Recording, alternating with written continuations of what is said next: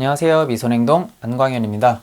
자, 이번 시간은 교재 177페이지 각 난방의 특징에 관한 내용이고요. 자, 일단 난방이란 사전적인 의미로 얘기를 하면요. 자, 실내의 온도를 높여가지고 따뜻하게 해주는 일을 난방이라고 하죠. 자, 난방이라는 건요. 열의 전도, 그리고 복사, 그리고 대류 등으로 이제 이루어져 있고요. 자, 그리고 난방에 사용하는 기구나 배관 등은 모두 난방 설비라고 일단 칭합니다.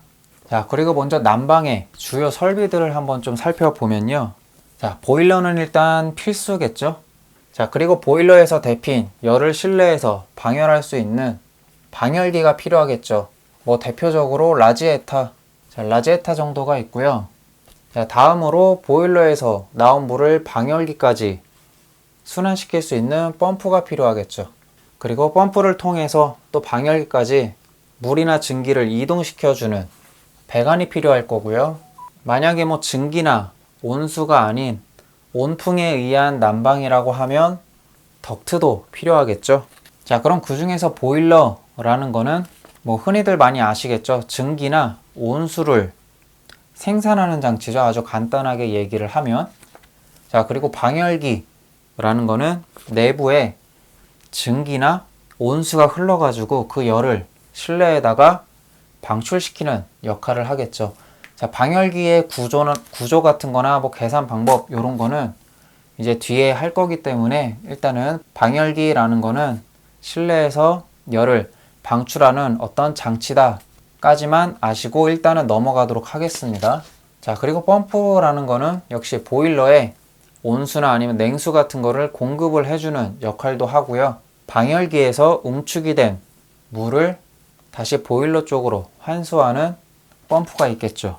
자, 그래서 펌프 같은 경우는 보일러에다 물을 급수시키는 급수 펌프, 그리고 증기난방의 경우 방열기에서 응축된 응축수를 다시 보일러 쪽으로 환수시키는 환수 펌프, 이 정도 펌프가 있다고 보시면 되고요. 자, 배관 같은 경우는 방열기 쪽에 물을 보내는 급수 또는 증기관 같은 게 있을 거고요. 또 역시 응축이 된 응축수를 보일러 쪽으로 다시 환수시키는 환수관 정도가 있겠습니다.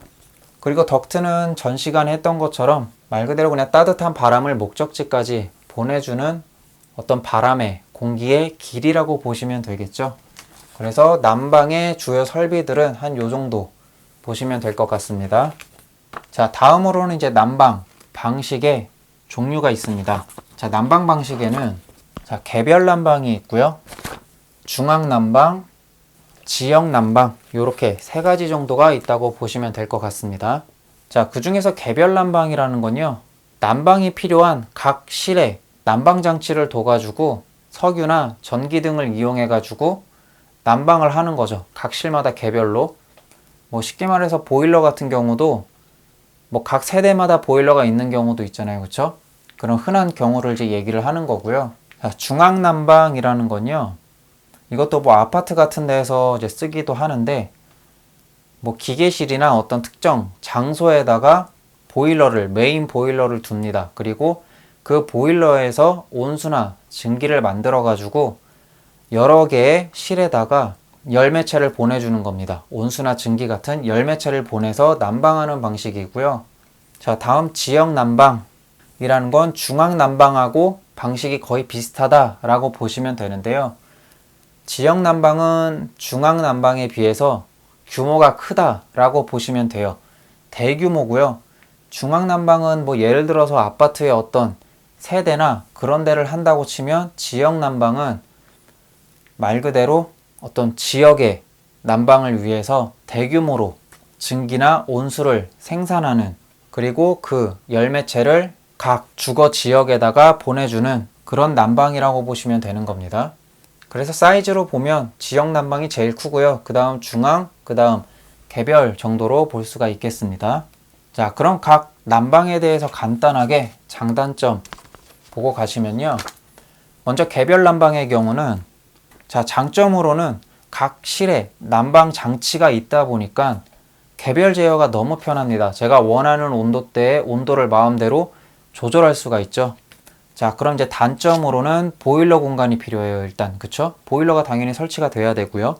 자, 그 다음에 보일러를 사용할 때 저희가 이제 연료로 가스 같은 거를 사용을 하는데 그 가스가 실내로 누출될 우려가 있겠죠. 그리고 그 보일러의 관리비를 개인이 부담을 해야 되기 때문에 이제 관리비가 좀 많이 든다라는 단점이 있겠습니다. 자, 두 번째로 중앙난방의 장점을 보시면요. 개별 난방에 비해서 보일러 자체가 어떤 기계실에 있기 때문에 보일러에 공간이 필요가 없습니다. 각 실에는. 그래서 각 실에 어떤 공간이 더 생기는 장점이 있고요. 그리고 관리가 일단 편하죠. 기계실에 메인 보일러가 있다 보니까 고장이 나더라도 이제 한 장소에서만 고치면 다시 모든 세대에 난방이 가능하다라는 거죠. 자, 그러다 보니까 개별 난방에 또 비해서 경제적입니다. 비용이. 그래서 중앙난방 같은 경우는 보일러실이 각 실별로 따로 있지 않아도 된다라는 거랑 관리가 용이하다라는 거랑 경제적이다 한 요 정도 장점이 있고요. 뭐 단점으로는 개별 난방의 장점이고 단점이겠죠. 각 실마다 원하는 온도대의 난방이 불가능하다라는 단점이 있습니다. 뭐 그리고 추가적으로 아주 짧은 시간에 온수 사용이 가능하겠죠.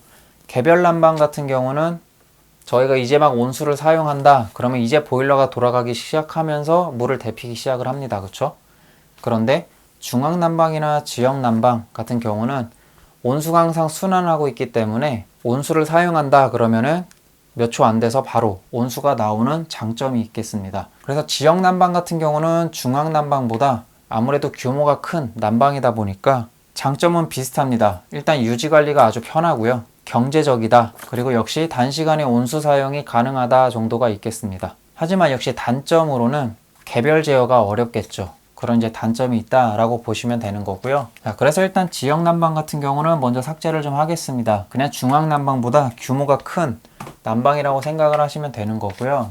자, 이제 난방 방식의 종류가 아니라 난방의 종류 한번 보겠습니다. 자, 난방의 종류로는 개별식과 중앙식이 있고요. 자, 개별식 같은 경우는 사용하는 난방 장치가 뭐 가장 흔한 가스 보일러가 있고요. 또 두 번째로 전기 난로가 있고요. 자, 세 번째로 석유 난로가 있겠죠. 자, 그리고 패치카라고 해가지고 자, 패치카라는 단어 자체가 조금 생소할 수도 있는데요. 간단하게 얘기하면 벽난로를 얘기합니다. 그래서 개별식 난로 같은 경우는 가스, 전기, 석유, 그 다음에 패치카 한 요 정도가 있다라고 보시면 되고요.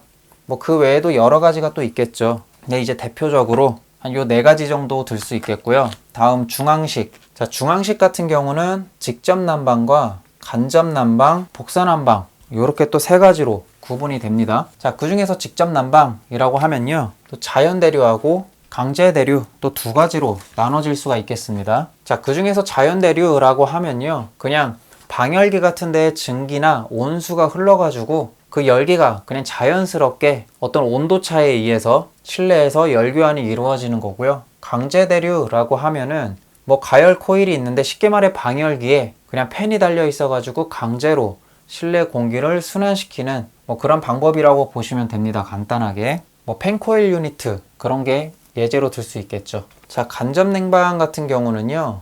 온풍 또는 뭐 공조기에서 히팅 코일 등을 사용을 해서 난방을 하는 게 간접 난방에 속합니다. 뭐 히터 같은 게 있어가지고 여기에서 바람이 이렇게 불면 요 팬이 돌아가지고 바람이 불면 바람이 이 히터를 지나면서 따뜻하게 데펴지면서 이 바람이 팬을 통해서 나오게 되는 거죠. 그게 뭐 온풍 이렇게 되는 거고요. 공조기 같은 경우도 공조기 안에 이렇게 그냥 히팅 코일이 있어가지고 히팅 코일을 지난 공기가 송풍기를 통해서 또 덕트를 통해서 공조룸으로 가게 되면 이런 방식이 간접 난방에 속하는 겁니다. 자, 그런데 이 직접 난방 같은 경우도 사실 공기가 따뜻해지는 거고요. 이 간접 난방도 결국 공기가 따뜻해져서 오는 거긴 한데 뭐 그냥 쉽게 구분을 하려고 하면 직접 난방 같은 경우는요. 증기나 그냥 온수를 사용한다 그렇게 보시면 되고요. 간접 난방 같은 경우는 그냥 어떤 히터나 어떤 바람 등을 이용해서 그냥 따뜻하게 한다, 그냥 그런 식으로 구분을 해주시면 될 것 같아요. 그래서 공조기의 히팅 코일 같은 경우는 뭐 히팅 코일에다가 뭐 온수 같은 걸 흘리는 게 아니라 그냥 얘 자체에서 전기를 넣어가지고 가열하거나 약간 요런 히팅 코일을 얘기한다고 보시면 되고요. 이런 경우에 이제 간접 난방이다, 그렇게 보시면 될 것 같습니다. 자, 세 번째로 복사 난방 같은 경우는요, 저희가 저번에 배웠던 패널 방식이 있겠죠. 어떤 패널에다가 이렇게 관을 통과시켜서 뭐 이런 식으로 계속 순환을 하는 거죠. 그래서 여기서 온수가 들어가게 되면 이 패널이 데펴지면서 이 패널에서 열기가 쫙 복사열이 나오는 그런 방식이었습니다. 그래서 벽이나 천장 또는 바닥에다가 매설을 해가지고 복사열로 난방을 하는 그런 방식이었고요. 뭐 다른 방식으로는 적외선, 저희가 한의원에 침을 맞으러 갈 때 빨간색 등 들어오게 되면 굉장히 따뜻하죠. 또 찜질방 같은 데 가도 적외선으로 따뜻하게 해주는 등이 있을 거예요. 그쵸? 그게 적외선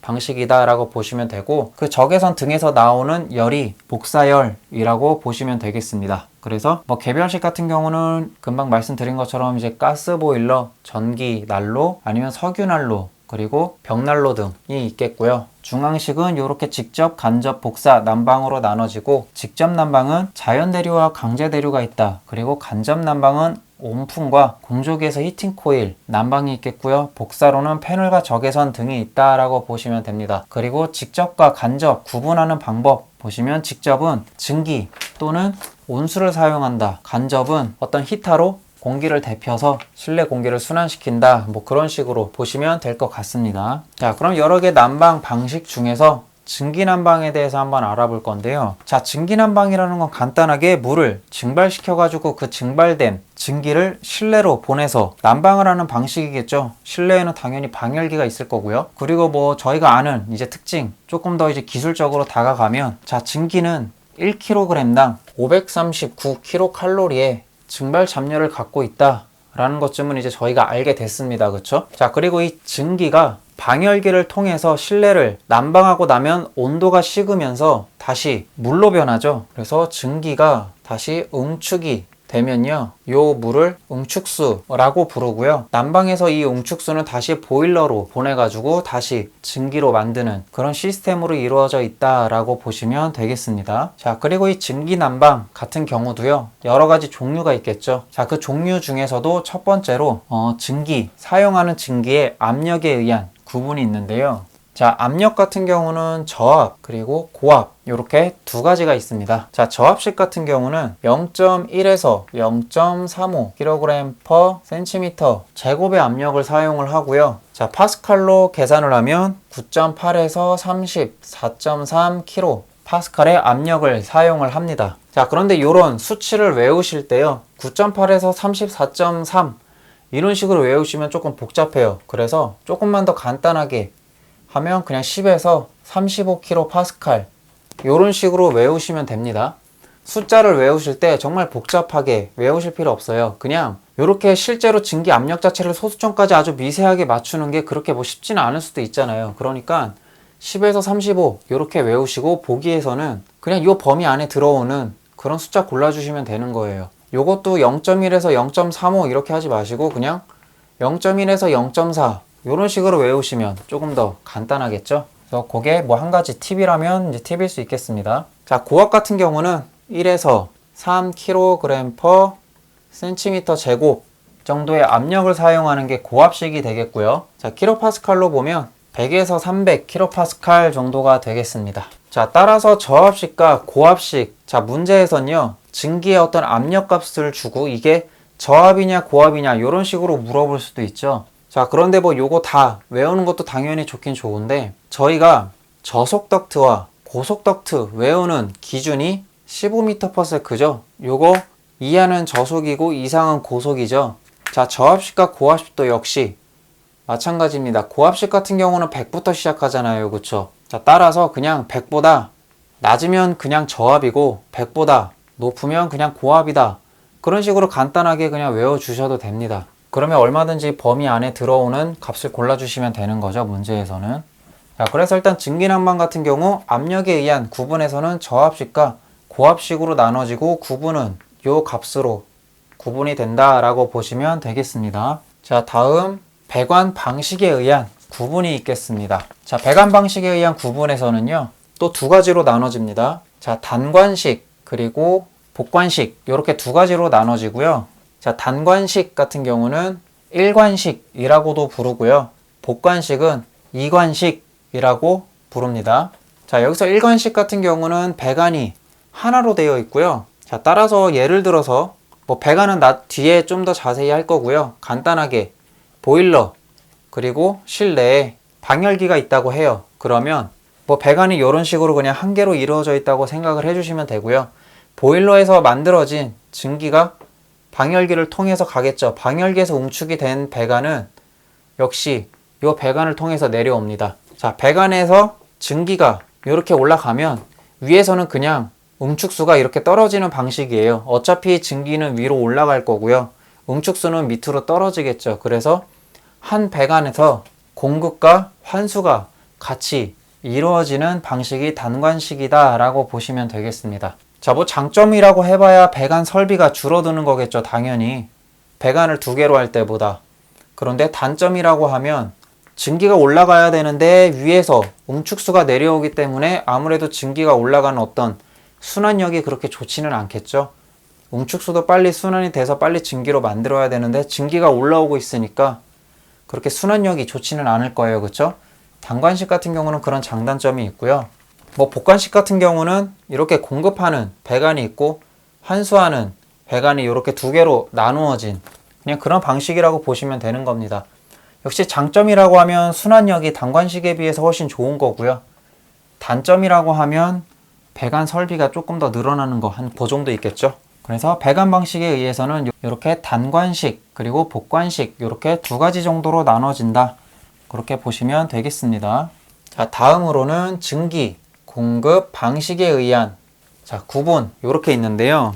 자, 증기 공급 방식에 의한 구분도 두 가지가 있겠습니다.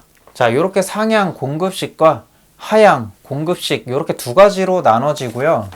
자, 간단하게 설명을 드리면 상향 공급식은 보일러에서 나온 배관이 방열기 쪽으로 이렇게 위로 올라가면서 공급이 되는 거고요.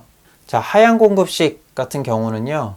방열기의 높이가 보일러보다 높다고 하더라도 배관을 요 위에까지 올려가지고 밑으로 들어가게 하는 겁니다. 요게 하향 공급식이 되겠고요. 자, 그래서 일단 공급 방식에 의한 구분에서는 이렇게 상향 공급식과 하향 공급식이 있다. 이렇게 두 가지 정도 알고 계시면 되겠습니다. 자, 다음으로는 응축수, 환수 방식에 의한 구분이 있겠는데요. 자, 이 방식도 역시 두 가지로 나눠집니다. 자, 첫 번째로 중력 환수식이고요. 두 번째로는 진공 환수식이 있겠습니다. 자, 중력 환수식 같은 경우는요. 자, 환수관이 100분의 1 선하향 9배로 돼 있어가지고 그냥 쭉 중력에 의해서 흐르는 거예요. 그냥 단순하게. 그래서 결국 그 높이 차에 의해서 환수가 되는 거고요. 자, 저희가 이 공조나 배관 일반 공부를 하다 보면 100분의 1 9배 아니면 뭐 200분의 1 상향 9배 하향 9배 이런 말들이 나옵니다. 그쵸? 자, 그러면은 저희가 9배라는 거는 각도로 표시를 하면 대충 알겠어요. 그쵸? 10도 하향 하면은 30도 정도 이렇게 낮추라는 의미잖아요. 그쵸? 요 정도. 요게 30도라고 하면 요 정도를 이렇게 하향 9배 해라 이렇게 알겠는데, 자, 100분의 1 9배라고 하면 도대체 이게 무슨 어떤 식으로 구분을 하냐라고 이제 궁금증이 나올 수가 있는데요. 자, 이렇게 배관이 있습니다. 그 중에서 얘를 100분의 1로 하향 9배를 해라 라고 하면요. 자, 만약에 여기에서 여기 거리가 100cm예요. 그럼 요 100cm 되는 요 지점을요.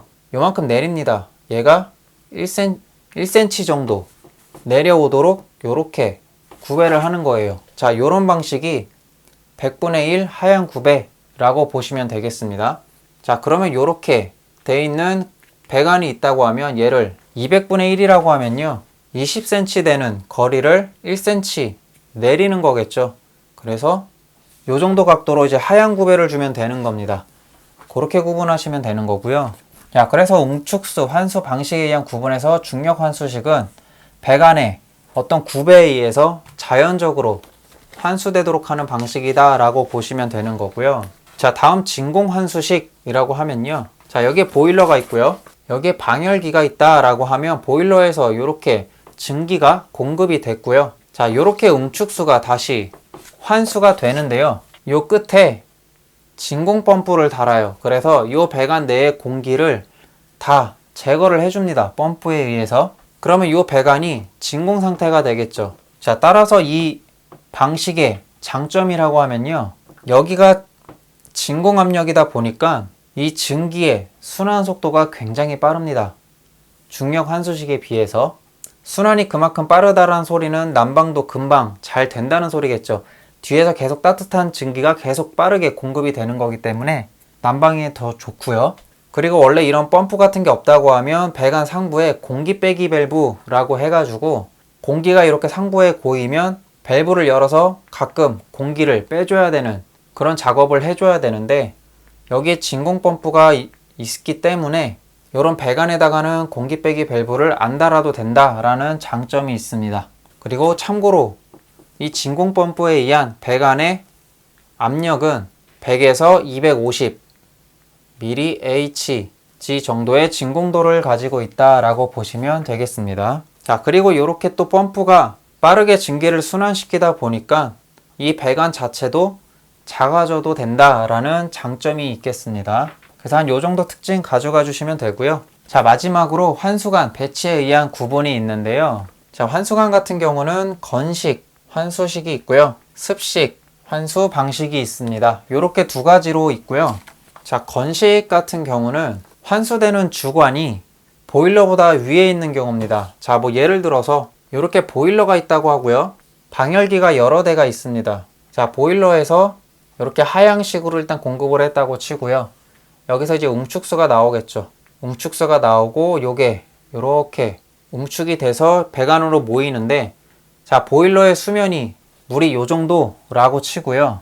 자, 그랬을 때 이 응축수 환수관이 보일러보다 위에 위치해 있는 요게 건식이라고 보시면 돼요. 자, 그래서 내려올 때는 요렇게 트랩을 한번 주고 보일러로 들어가 주시면 되겠습니다. 자, 여기서 주관이라는 건요.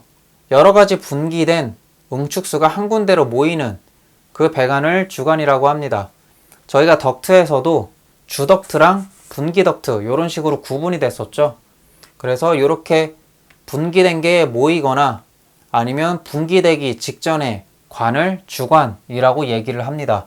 그런데 환수하는 배관의 주관이기 때문에 환수주관 그렇게 부르는 거고요. 그래서 이 배관이 보일러의 수면보다 위에 있을 때는 얘가 건식이다 라고 보시면 되고요. 자, 그럼 습식 같은 경우는 애초에 보일러 수면보다 이렇게 밑으로 내려와 있으면 되겠죠. 그래서 이렇게 들어가면 얘가 그냥 습식이 되겠습니다. 그래서 그냥 이 배치에 따라서 얘가 건식 환수냐 습식 환수냐 이렇게 구분이 된다라고 보시면 되겠습니다. 자, 다음에 증기난방에 대해서 여러 가지 설계법이 있습니다. 자, 설계를 할 때 첫 번째로 자, EDR 즉 상당 발열 면적을 구해야 됩니다. 자, EDR 같은 경우는 난방 부하를 표준 방열량으로 나눠서 구할 수가 있었죠. 이렇게 해서 EDR을 먼저 구해 주셔야 되고요. 자, 두 번째로는 배관 방식을 결정을 해야 됩니다. 상향식으로 갈 거냐 하향식으로 갈 거냐 뭐 요런 배관 방식을 골라 주셔야 되고요. 자, 세 번째로는 방열기 배치를 해 주셔야 되고, 자, 네 번째 각 배관에 흐르는 배관 내의 증기량을 구해 주셔야 되는데, 자, 증기량 G 같은 경우는 잡열 R분의 650 표준 방열량 곱하기 EDR. 자, 요렇게 구해 주시면 되고요. 자, 그래서 증기량 구하셨으면은 다음에 5번으로 자, 배관 내에 마찰 저항 손실을 구해야 되는데요. 자, 마찰 저항 손실 구하는 공식 두 가지가 있습니다. 자, 첫 번째로 자, 증기 배관 내의 마찰 저항 손실, 그리고 두 번째로는 증기관 내의 단위 마찰 저항 손실을 구해 주셔야 되는데요. 자, 여기서 이 1번 같은 경우는요. 자, 마찰 저항 손실이라는 건 곧 압력 강화를 의미하고요. 압력이 떨어지는 걸 의미를 하고, 그래서 델타 P 압력으로 얘기를 하고요. 자, 마찰 저항 손실은 옆에다가 C 이렇게 붙여서 씁니다. 그래서 마찰 저항 개수에다가요. 관의 지름분의 길이, 그리고 이에다가 중력과 속도 분의 속도 제곱 곱하기 잡열, 이런 식으로 구해주시면 됩니다. 1번 같은 경우는 자, 참고로 외우진 않으셔도 돼요. 자, 두 번째 같은 경우는요. L 곱하기 1 플러스 K 분의 100 곱하기 P. PR. 이제 이런 공식으로 구하게 되는데요. 자, 여기서 L이라는 거는 보일러에서 가장 멀리 있는 방열기까지의 거리를 의미를 하고요. 자, 여기서 K라는 거는 저항이 이제 국부저항과 직관에서의 어떤 저항이 있는데요. 그거에 대한 비율입니다.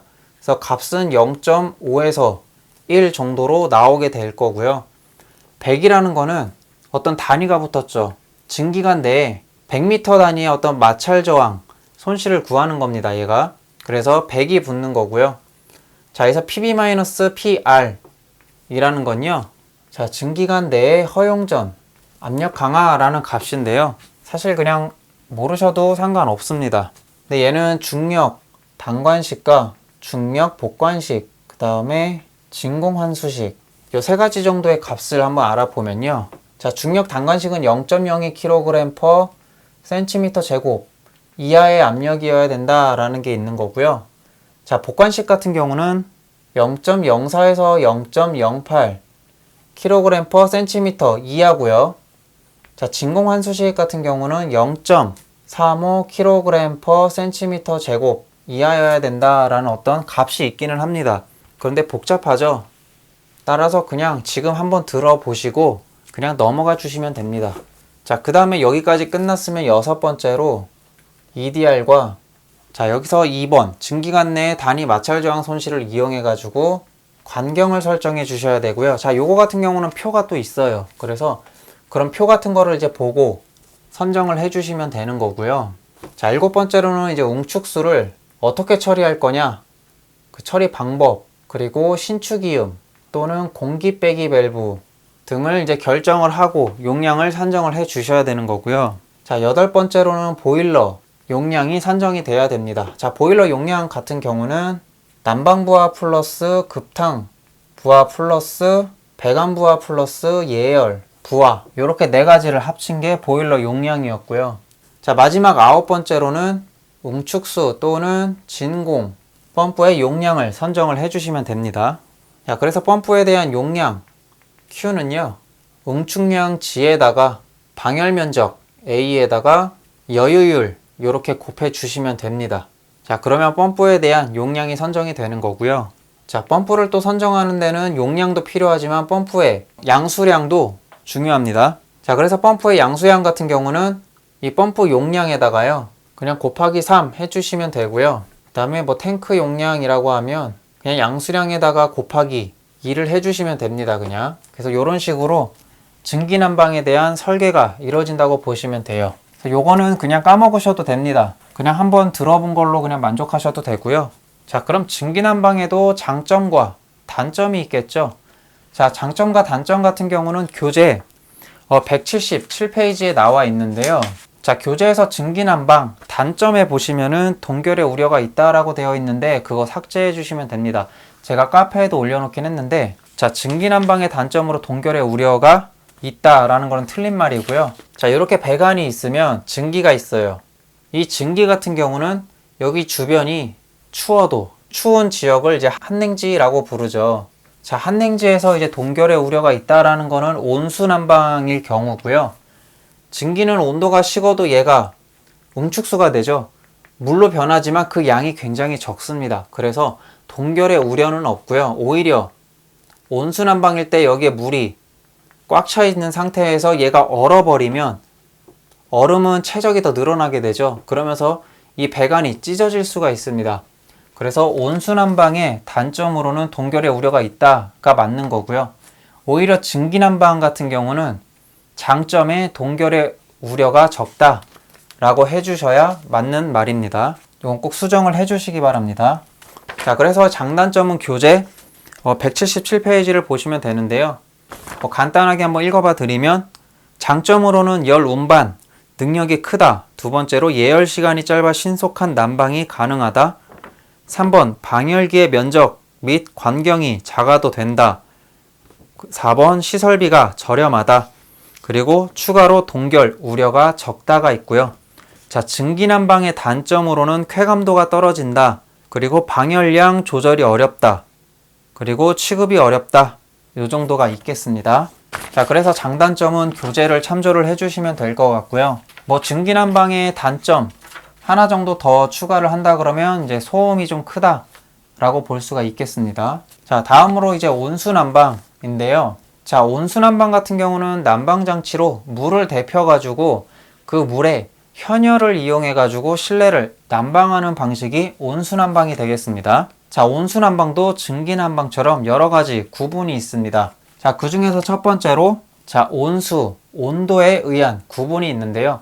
자, 증기난방에서는 압력이었죠. 그런데 온수난방에서는 온수의 온도에 의해서 구분이 됩니다. 자, 따라서 두 가지 정도로 구분을 한다고 하면요. 자, 저온수하고 고온수 이렇게 두 가지가 있다고 보시면 되고요. 자, 저온수 같은 경우는 100도 미만, 고온수 같은 경우는 100도 이상 쓴다고 보시면 됩니다. 그래서 구분하는 거는 100도씨다 라고 보시면 됩니다. 자, 저온수는 미만, 고온수는 이상입니다. 이렇게 구분을 해주시면 되겠습니다. 자, 참고로 고온수 같은 경우 100도 이상이라고 되어 있는데요. 자, 물은 100도에서 증발을 하죠. 그런데 만약에 120도 물을 쓴다고 해요. 그러면은 얘가 다 증기로 변하지 않을까라고 생각하실 수 있는 분이 있는데요. 자, 물이 100도씨에 끓는 조건은요. 압력이 대기압일 때 기준입니다. 따라서 고온수 같은 경우는 배관 내 압력이 높아져 버리면은 물은 120도가 돼도 끓지 않는 성질을 가질 수가 있습니다. 그래서 이렇게 온수난방에서도 고온수를 사용할 수가 있는 겁니다. 그렇게 알아주시면 될 것 같고요. 자, 두 번째로 배관 방식. 자, 배관 방식에 의한 구분이 있는데요. 자, 역시 얘도 단관식, 복관식이 있습니다. 자, 방식은 똑같습니다. 역시 단관식은 또 1관식, 복관식은 2관식이라고도 부르는데요. 단관식 같은 경우는 증기난방처럼 배관 하나에 급수와 환수가 둘 다 이루어지는 방식이라고 보시면 되고요. 자, 그런데 당연히 이제 증기난방에서는 증기와 응축수가 서로 왔다 갔다 하는 거였는데 온수난방에서는 급수랑 환수가 둘 다 물이잖아요. 그쵸? 따라서 순환이 너무 좋지 않기 때문에 거의 안 쓴다고 보시면 됩니다. 대부분 복관식이고요. 증기난방처럼 급수와 환수 배관이 따로 되어 있는 각계 계통으로 되어 있는 방식이 복관식이다 라고 보시면 되는 거고요. 자, 참고로 여기에서 환수식이라고 하는 또 배관 방식이 있는데요. 자, 방식은 복관식이랑 같습니다. 그런데 이 복관식 같은 경우는 급수관, 즉 물을 공급하는 공급관하고요. 물을 다시 환수하는 환수관 길이가 서로 다르더라도 상관이 없어요. 근데 역환수식 같은 경우는 이 두 개의 배관의 길이를 동일하게 맞추는 그냥 그런 방식이다 라고 보시면 되겠습니다. 자, 그러면 복관식과 같은 방식인데 왜 공급관하고 환수관의 길이를 동일하게 하냐? 자, 그렇게 할 경우는요. 방열기의 온도, 분포가 균일해요. 이런 장점이 있고요. 방열기 온도 분포가 균일하다는 소리는 결국 온수 유량이 고르게 분배된다는 소리겠죠. 이런 장점이 있기 때문에 역환수식이라는 방식을 쓰기도 합니다. 자, 복관식과 같이 공급관과 환수관을 쓰기는 하는데 이 두 개의 배관의 길이를 맞춘다 라고 보시면 돼요. 그런 차이가 있고요. 자, 다음으로는 온수, 공급 방식에 대한 구분이 있겠습니다. 자, 증기 난방이랑 같다고 보시면 돼요. 자, 상향 공급 방식이 있고요. 하향 공급 방식이 있습니다. 역시 내용은 또 증기 난방이랑 똑같다고 보시면 돼요. 방열기가 있는데 보일러에서 그냥 이렇게 위로만 올라와서 공급을 해주냐 아니면 이렇게 올라와서 하향으로 공급을 해주냐 그냥 요 차이입니다. 그래서 그 방식에 따라서 이렇게 명칭이 다르다 라고 보시면 되는 거고요. 자, 그리고 순환 방식에 의한 구분이 있는데요. 자, 순환 방식은 이제 온순환방에만 있는데 자, 명칭은 비슷합니다. 중력 순환 방식이 있고요. 강제 순환 방식이 있습니다. 자, 중력 순환 방식은요. 그냥 온수의 밀도 차이에 의해서 뜨거운 물은 위로 올라가고 차가운 물은 밑으로 내려오고 이런 방식에 의해서 그냥 순환을 하는 거예요. 그래서 보일러에서는 계속 물을 데펴주면 뜨거운 물은 알아서 올라갑니다. 그냥. 그리고 이 방열기에서의 식혀진 물은 밑으로 쭉 떨어지게 돼 있습니다. 대류작용에 의해서. 자, 따라서 이 방법은요. 특징으로 보면 방열기가 보일러보다 위에 있어야 된다라는 특징이 있습니다. 중력환수식 같은 경우는요. 자, 이런 특징이 있고요. 강제순환 같은 경우는 그냥 펌프를 이용해서 물을 돌리는 방식이라고 보시면 됩니다.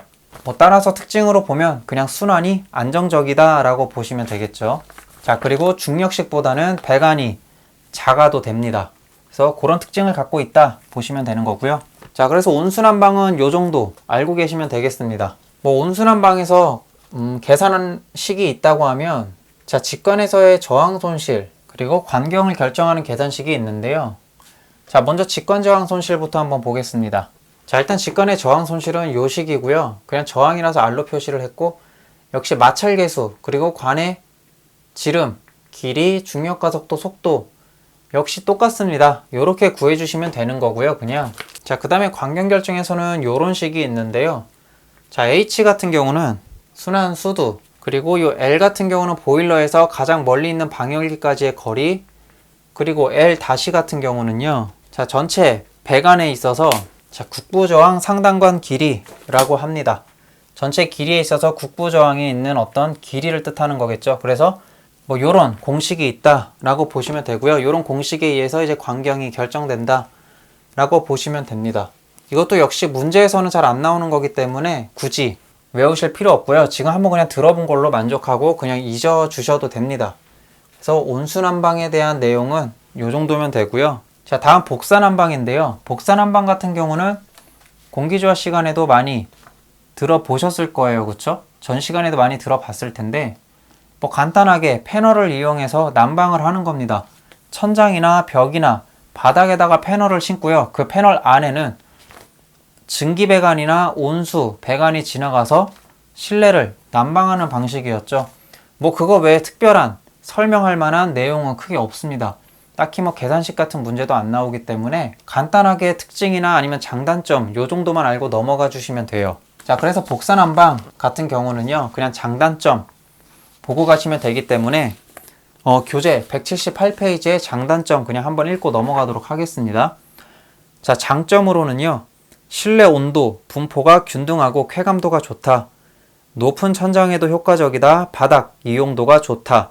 소음이 적다. 낮은 실온에서도 균등한 쾌적감을 얻을 수 있다. 자, 문제에서 정말 많이 나와요. 복산난방 같은 경우는. 자, 그래서 이 모든 특징들을 다 외워주셔야 됩니다. 자, 단점으로는 예열 시간이 길다. 매립배관이므로 보수 점검이 어렵다. 설비비가 비싸다. 단열층이 필요하다. 패널 표면 온도가 실내 노점 온도보다 낮으면 결로하게 된다. 외기온도 변화에 따라 실내의 온습도 조절이 어렵다. 요 정도 장단점 가져가시면 복산난방은 특별히 더 할 게 없습니다. 자, 그리고 지역 난방 같은 경우는요, 문제에서 특별히 좀 잘 나오는 난방 방식이라서 특징 정도는 알고 가주셔야 됩니다. 개별 난방 같은 경우는 그냥 개별 제어가 좋다, 그 정도 특징이었잖아요. 그쵸?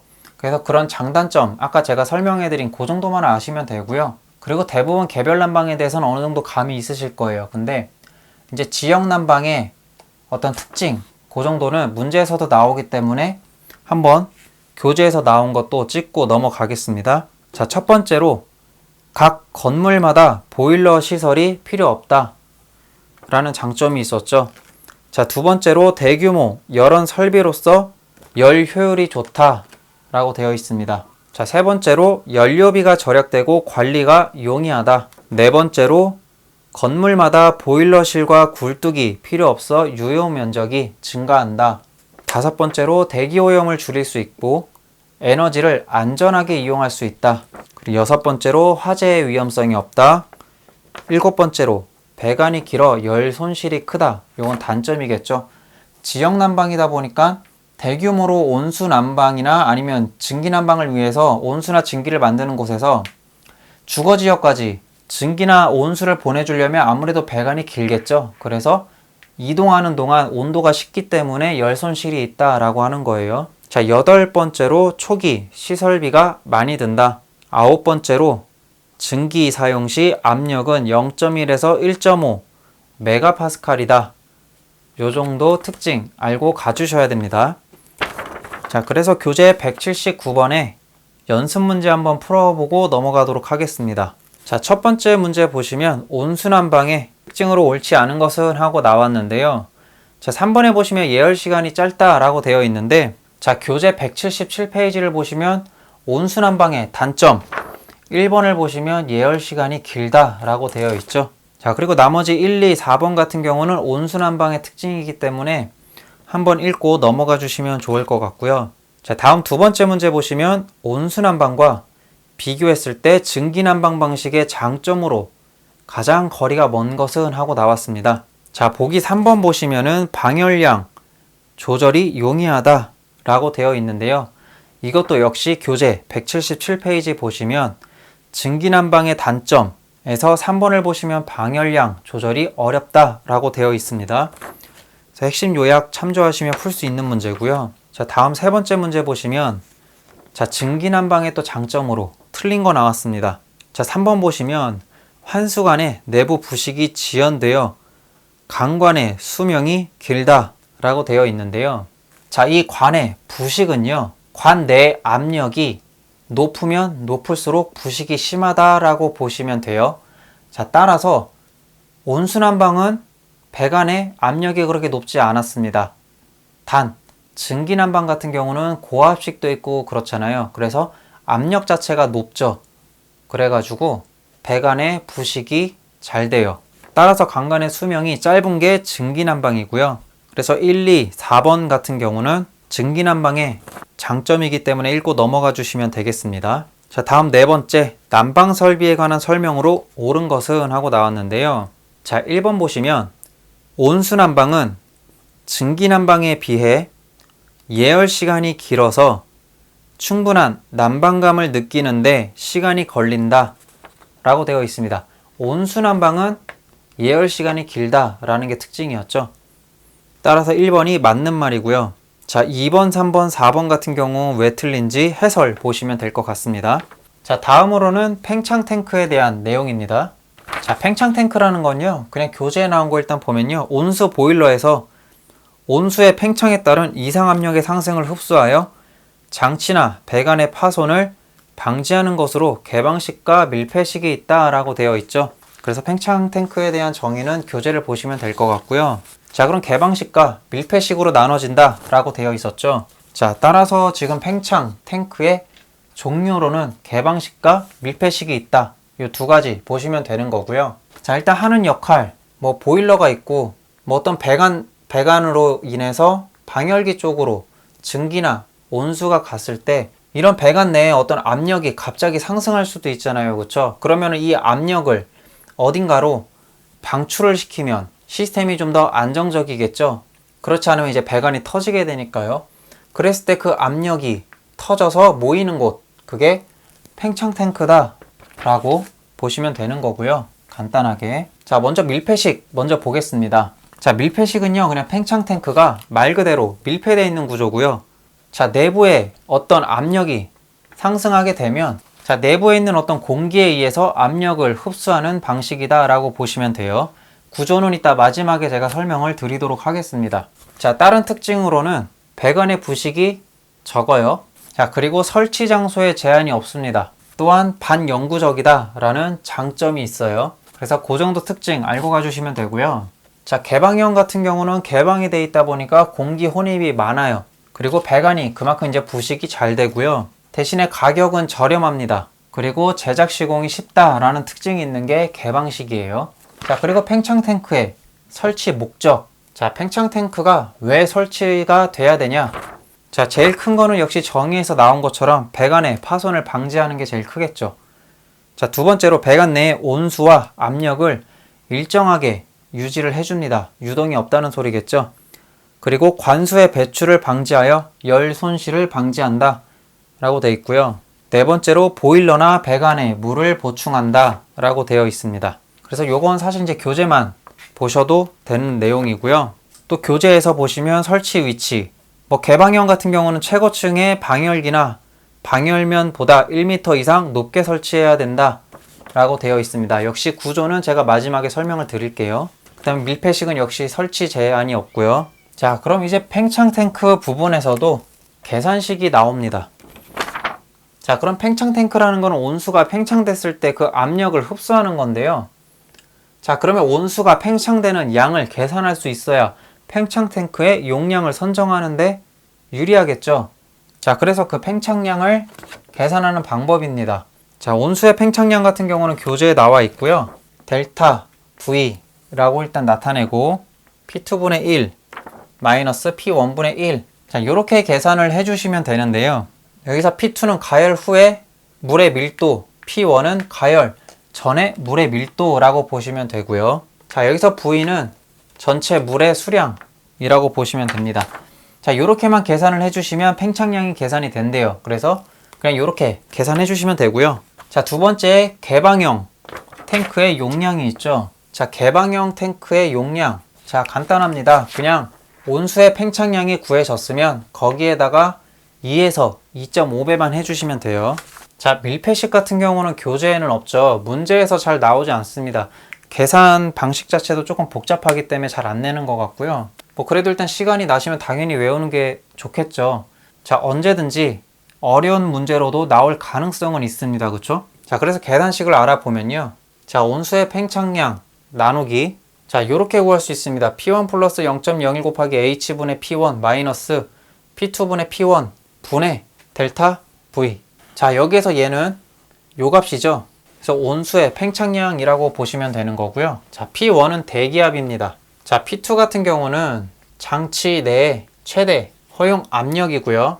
자, 여기서 H 같은 경우는 탱크가 있으면 탱크에서부터 배관의 가장 높은 곳의 높이라고 보시면 돼요. 자, 따라서 탱크에서 장치의 최고점까지의 거리, 거리가 아니라 이제 높이라고 해야겠죠. 최고점까지의 높이라고 보시면 됩니다.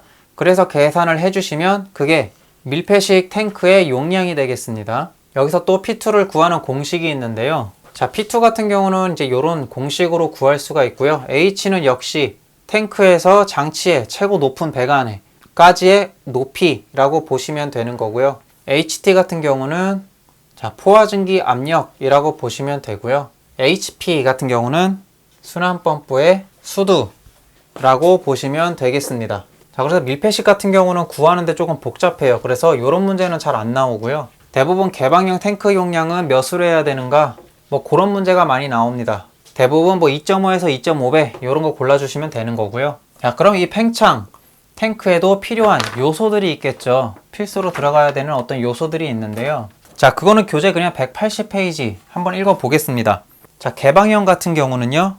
배기관, 안전관, 급수관, 배수, 팽창관, 오버플로우관, 수면계 요게 있어야 된다고 하고요. 자, 밀폐식 또는 밀폐형 같은 경우는요. 압력계, 안전밸브, 수면계, 배수관, 급수관 요게 필요 요소라고 보시면 되겠습니다. 자, 먼저 개방형 같은 경우는 이제 이런 식으로 생겼고요. 자, 먼저 이 배관이 오버플로우관입니다. 그래서 이 수면이 너무 오버돼 버리면 넘치지 않도록 물을 흘리는 관이 되겠고요. 자, 여기는 그냥 배수관이겠죠. 물을 뺄 때 밸브를 열어가지고 물을 흘리는 배관이고요. 자, 이 배관이 팽창관이 되는 거고요. 자, 이 배관이 급수관입니다. 자, 그래서 수면이 줄어들게 되면 이 볼탑이 더 내려가면서 이 밸브가 열립니다. 그래서 물이 급수가 되는 방식이고요. 자, 얘는 안전관. 압이 너무 높으면 압이 방출되는 거고요. 그냥. 다음에 여기 위에 있는 배관이 배기관이라고 보면 되겠습니다. 자, 밀폐식 같은 경우는 뭐 이런 구조라고 되어 있다고 보시면 되고요. 이 용기 자체가 아주 밀폐가 되어 있습니다. 그리고 이 위에 압력계가 달려 있고요. 자, 이 배관 같은 경우는 위에 면과 아랫면이 서로 통해져 있어 가지고 이 수면이 차 있으면 그만큼 이 배관에도 물이 차겠죠. 그래서 수면이 어느 정도까지 올라와 있는지 밖에서 보는 용도로 쓰이기 때문에 얘가 수면계라고 부르고요. 자, 요 밑으로 되어 있는 배관은 그냥 배수관입니다. 그냥 밸브 열어서 밑으로 물을 빼는 방식이고요. 자, 그리고 요 밑에가 주관이고요. 온수가 지나가는 배관이라고 보시면 돼요. 그 다음에 여기 배관이 급수관. 물이 부족하면 물이 일로 오는 방식이고요. 밸브를 뭐 열어서 수동으로 급수를 해주셔도 되고요. 그 다음에 얘가 안전 밸브가 되겠습니다. 일정 압 이상이 되면 여기서 탕 터트려서 압을 방출시키는 거고요. 그 다음에 밀폐식 같은 경우는 실내 공기로 압을 또 흡수한다고 했잖아요. 그래서 압축된 공기가 내부로 들어가 줘야 되는데요. 이 배관이 압축 공기가 들어가는 배관이라고 보시면 됩니다. 그래서 밀폐식 같은 경우는 이제 이런 구조로 되어 있고요. 자, 모든 제품이 현재 이 그림과 똑같지 않습니다.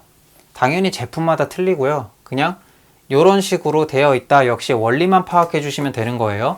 그래서 굳이 그림 같은 거 외우실 필요도 없고요. 그냥 여기에 들어가는 요소들이 뭐뭐가 있는지 그 정도만 파악해 주시면 되는 겁니다. 자, 그래서 팽창 탱크 같은 경우는 한 요 정도까지만 내용을 알고 계셔도 될 것 같고요. 뭐 복잡하다 싶으시면 그냥 교재에 있는 내용만 알고 계시면 됩니다.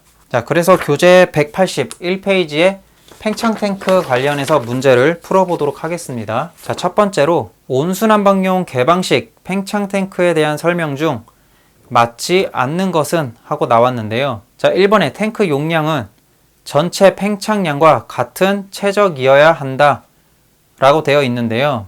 자, 2에서 2.5배였죠. 자, 따라서 답은 1번이 되고요. 자, 두 번째 문제 보시면 개방형 팽창 탱크에 설치되는 부속 기기가 아닌 것은 하고 나왔는데요. 자, 1번의 안전 밸브 같은 경우는 개방형이 아니라 밀폐식에 부착이 됐었죠. 개방형은 그냥 대기 중에 개방이 되어 있기 때문에 뭐 안전 밸브 같은 거는 설치를 하지 않습니다. 그렇죠? 자, 따라서 답은 1번이고요. 자, 세 번째 보시면은 주 증기관의 관경 결정에 직접적인 관계가 없는 것은 하고 나왔는데요. 자, 사실 뭐 증기난방에 관련된 문제긴 한데, 자, 답을 보시면은 1번에 팽창 탱크 최적이 나옵니다. 그쵸? 자, 팽창 탱크라는 거는 온수난방에만 사용하는 거기 때문에 증기난방하고는 관련이 없습니다. 자, 따라서 답은 1번이 되는 거고요.